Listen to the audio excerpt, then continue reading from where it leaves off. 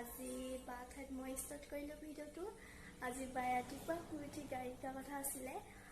গাড়ী শিকিবলৈ যোৱাৰ আগতে কি হৈ গ'ল বোলক দেখাম। এয়া চাওক বাবুক অৱস্থা একেবাৰে দিৱস অৱস্থাই হৈ গ'ল আৰু মই এয়া চাওক মই ওলাই মেলি বহি আছোঁ মাক নামঘৰত থৈ আহোঁগৈ বুলি।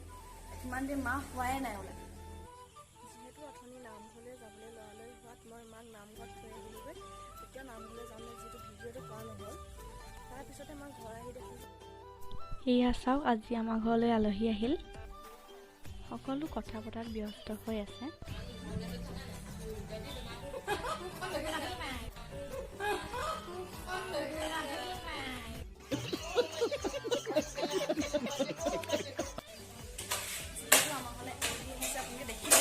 এতিয়া মই আলহী বে বনাই আছোঁ ইয়াত মাংস।